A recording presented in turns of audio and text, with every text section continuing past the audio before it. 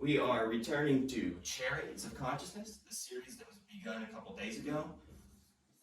And I am going to parallel this episode with some of the elementary concepts presented in the prior one to help reinforce what those are and help make the idea of consciousness and subjective experience more palatable, so to speak, and more practical in its understanding.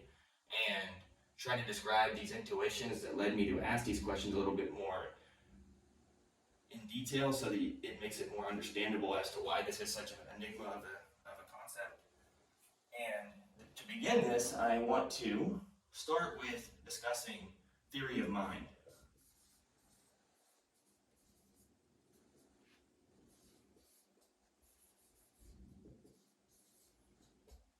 And so, theory of mind is the idea of mind and matter. The intuition that something about matter physically is not as pertinent or not as of the same composition as that of the mind, as that of thought, as that of morality, and things of that nature. There was intuition. I believe Rene Descartes was the first one who began to ponder the idea of thinking and metacognitively analyzing his own processes when thinking is occurring, and proposed, a difference, the first one to propose a difference between mind and matter and its fundamental existence, essentially. Physical matter, the physical realm, versus that of the cognitive realm and the conscious realm. Metaphysical, almost as an Aristotelian view of it would be. And the theory of mind is that exactly, is it? It's mind, matter, existing as separate entities, which is called dualism. And just to parallel that, if people who subscribe to a physical-only viewpoint of the world, physicalism would be the philosophical school of thought that's called. Physicalism proposes that mind and matter are integrally the same idea, that every mental process is given way by a physical correlate. Essentially, there can be no existence that isn't directly involved and comes from a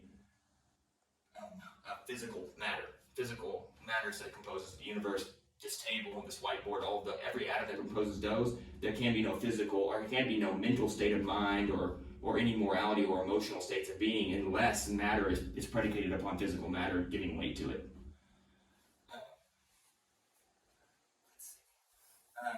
This is called monism. So you have a fundamental difference here. Theory of mind is something I wanted to talk about so we can first understand how other people think about this concept and not just hear my opinions, but also hopefully make you aware of dualism, monism, and the different schools of thought on how consciousness exists besides my own opinions, so that you can go in and look into this and potentially make up your own mind on it and not just follow the whims of my nonsensical ramblings up here on this whiteboard. So you have the basic foundation is monism, dualism, mind and matter, or is there a separation between mind and matter? And this school of thought, they're one and the same, can be called a lot of things, but it's called physicalism. It's a school of philosophical thought, and integrally the forefront of all philosophical thought on consciousness and its origins right now, according to the last data I saw, as far as the polling of professors and philosophers were concerned, it seemed to be that most of them still presume, even if they have gaps in their understanding, that this is fundamentally true. And so it's important to understand that this exists, that this school of thought, and look into it, potentially if you care. This dualism takes the form of a multitude of different types. I'm going to only focus on this side. I am going to just only focus on panpsychism in this series. I would like to say it's because I'm so convicted that it's true, but it's actually because I haven't delved into the academia parts of all the different schools of thought, because I feel integrally drawn to expounding upon this only. Because it makes the most sense, and it's the sure way in science to advance back into an Aristotelian way of looking at science and the world in a metaphysical manner, which is integrally the next way we can advance science outside the realm of rationality, but still have rationality embedded within it, if that makes sense. And so panpsychism, it does not postulate that that mind and matter are the same, but it also doesn't postulate that they're one. I would say dualism is the best way to conceptualize it at an academic level or textbook level, because it's definitely proposing a fundamental aspect of the universe being consciousness, but also not being the same thing as physical matter. So it's a dualistic, some people would say Cartesian dualism. Cartesian dualism is a monistic way of looking at dualism, is a way of looking at mind and matter being one, but also being dual conceptually. And you can look further into that. I don't know if that's actually right. I think that's the terminology for it. Maybe named after Rene Descartes, potentially. I also don't know if that's true, but it is interesting to look into, probably. Panpsychism is the postulate that fundamentally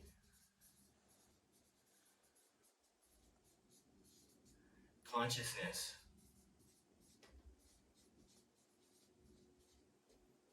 is integral to matter and existence. At least that's my interpretation of it. It's very broad, very non-realized, and also kind of takes a backseat to physicalism and scientific schools and realms. I know that Anaka Harris, the philosopher and neuroscientist, is really making headway in the idea of making this more palatable to those whom are in the scientific realm of academia and are seemingly just opposed to this. They'll almost assume you to be not of their same intellect if you even bring this topic of discussion up in some of the circles in which it needs to be discussed, which is like physics, things like that, where almost this is relying upon physics to further it mathematically. And physicists generally, it seems, from her opinion, and she's a pioneer of panpsychism as far as making it accessible, in her opinion, that physicists don't, right now, want to view anything but this, obviously. And so she's trying to make headway in making it slowly evolve gradually into the minds of academia to where it can become accepted, at least accepted that somebody can think this way. Fundamentally, consciousness is integral to matter and existence, therefore it's dual and one at the same time. And I subscribe to something of this in my philosophical thoughts on consciousness, and to draw an analogy to this, I would like to use the Higgs boson, like I had mentioned briefly in the last video, which I'm going to do a little flow chart here. The Higgs field was postulated to exist prior to the discovery of the Higgs boson. So the necessity of this having to exist to justify matter being in existence in the physical realm, in the side of scientific study of it, on the subatomic level and on the larger level, like relativity level, this had to exist. And so knowing that this existed, this field that ultimately pervades mass to all things, that it had to pervade mass in a certain way, presumably subatomic particle at the very root of all subatomic particles. And that was found at the Large Hadron Collider at CERN, the 14-mile underground subatomic particle smasher. And they smashed subatomic particles together, and then they observed the fragments left behind, which is how neutrinos were discovered, photons potentially, quarks, all those kinds of things were actually viewed somehow or another in the results of those experiments of slamming subatomic particles into each other at very high speeds, almost close to the speed of light, I think. And so the Higgs field postulated its existence. They eventually did discover that it existed and that there was, in fact, as it was proposed, a Higgs boson that pervaded mass. So what this was termed as back then was the God particle. And one can see why. Because what the Higgs boson does is it's the ultimate causer of all causation in the development of matter. Everybody knows that every piece of matter has a mass to it. And to have mass, one has to understand that mass had to arise. Mass had to ultimately have a causer of that pervaded mass as a concept in general to items and matter. And that was the Higgs boson at its fundamental level. It's integrally intertwined into the most subatomic of subatomic particles, the causer of all causes when it comes to physicalism and physical matter. So this proposal of the Higgs field was true. They ended up having a purveyor of the Higgs field to all matter, which was through the Higgs boson. And after that, you get the Higgs boson was in existence, then the development of physical matter is integral, or it's integral to all physical matter. And so it was simply this chain of thought of understanding this had to be in existence just by philosophical understanding of the world. And then they discovered it for real, and then they figured out, okay, this is the way masses pervade the physical matter is through the Higgs boson.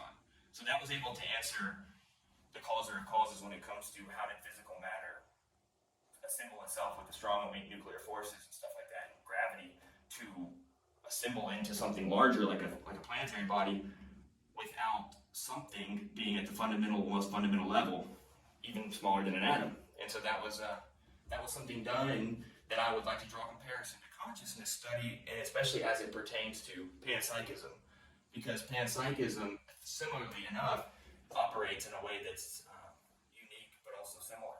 So panpsychism proposes, in my opinion, this is actually a little bit of my philosophical spin on what I think panpsychism to be and how I frame it to make my worldview justified alongside it, is that consciousness operates like I postulate that there's a consciousness field, like the Higgs field, ultimate causer of causes in this chain of events. The consciousness field exists because consciousness exists, and I know it to be not integrally intertwined to you being the center of it. There's not your existence isn't centered to consciousness, and consciousness doesn't fade away whenever you die, whenever your physical body dies. So I believe consciousness is permeable and pervades in the whole entire fabric of the universe and existence, just as panpsychism would propose. Not necessarily a field. There's a lot of discrepancies there, and it gets very complicated and subdivided within its own self as a school of thought very, very radically. So my proposal or my thought is that consciousness exists as a field. There has to be a purveyor of consciousness, similar to how the Higgs field is a purveyor of mass, the ultimate cause of causes. Well, that, in my opinion, is the actual conscious observer, that of the mind. And mind isn't, in this sense, isn't something dependent upon a brain in the human sense. Mind being that of the observer within the consciousness that observes consciousness and is able to understand its existence and realize it. It basically realizes the field, just like the Higgs boson realizes mass and realizes the Higgs field.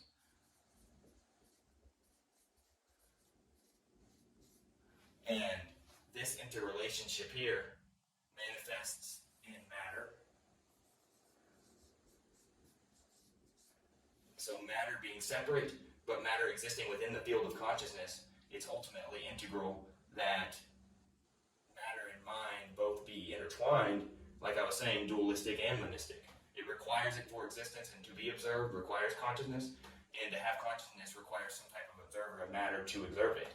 So you're looking at a bidirectional relationship between the consciousness field and that of matter, ultimately. And to briefly go to an Aristotelian school of thought on this, I would like to elaborate on my opinion of biological organization in life of animals, plants, and humans, and how they differentiate, how they realize consciousness and the field of it more intensely as the central nervous system evolves alongside the biological features and appearance of our body. So you have a life, and you come down here, and from life you have three. This is Aristotelian, and this is proposed in his metaphysics in grave detail, that plants,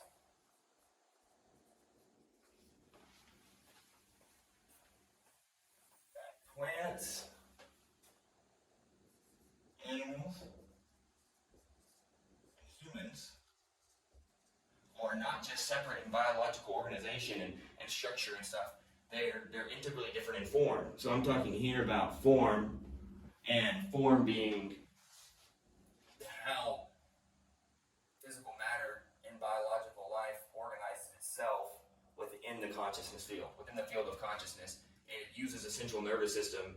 Humans and animals use the central nervous system as a way of realizing consciousness. And as it gets more advanced, from animals to humans, you're able to more intensely realize this field and apply it and understand it and conceptualize it in a way of reason and like abstract thought, and inquisitiveness and curiousness that seems to permeate a lot of people's existence, so much so that it became, or that it had its origins in ancient Greece. These thoughts. these three different forms of life and realize those as different manifestations of the conscious observer that realizes the consciousness field. And the reason I think that is plants, what separates them from animals is the lack of mobility in the look. Because everybody has an intuition, at least I know I always have had an intuition that it's very strange that humans can move and plants can't, but they're both composed of cells that are almost identical in structure. Not in form, but in structure. And they even have the same type of cytoplasm and the same type of organelles that exist within that cytoplasm. They're eukaryotic, they have a nucleus. They may differ in the fact that they have rigid walls around the cell as opposed to animals, but that's different in structure, but really not that much in form. It's still facilitating homeostasis and diffusion across the membrane as almost a central living organism in the larger body.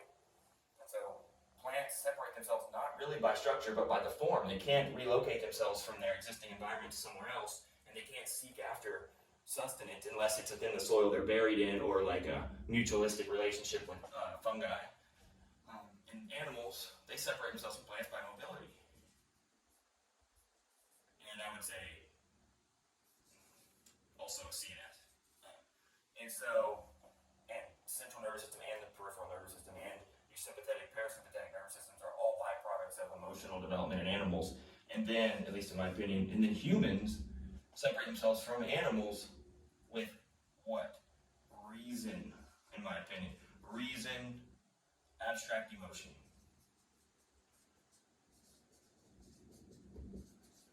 And so the purpose of this, the purpose of showing this is that there's those three fundamental metaphysical conceptual differences between life forms that are still composed cellularly of the same material.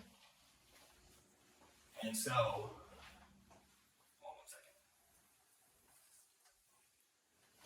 And so, sorry, I'm checking to make sure that my phone's still recording because I actually recorded this video the first time and I rambled on for 20 minutes or so and then came to look at my phone and I had hit the record button, but it stopped itself after like 10 seconds. So I talked to myself for 20 minutes of the same stuff here, but it's good, it's fine. I needed to. Anyways, what was I talking about? Oh, this, yes. So how does this relate back to the consciousness analogy in the Higgs field type of flow? Well, these are the conscious observers I was speaking of that realize consciousness into existence. And as you get more advanced, from plants, animals to humans, which we all know this all shares a common ancestor here. This is, if you look at this phylogenetic tree, this would be a common ancestor. I mean, and that goes into biology as far as abiogenesis. How did life start? Prokaryotic versus eukaryotic. Is there consciousness in a eukaryotic cell and not a prokaryotic, or what's there to talk about there? And that's more biological, which we can talk about in another video. However, these are the realizers of the conscious field that bring it into existence. They're interdependent on both matter and they're interdependent on both the field of consciousness that pervades the universe. That is, consciousness and the contents of it are required only by which they are observed. And so, if you don't have an observer, it seems to me consciousness is unfathomably difficult to conceive, if not impossible, because there's just not sensicalness there.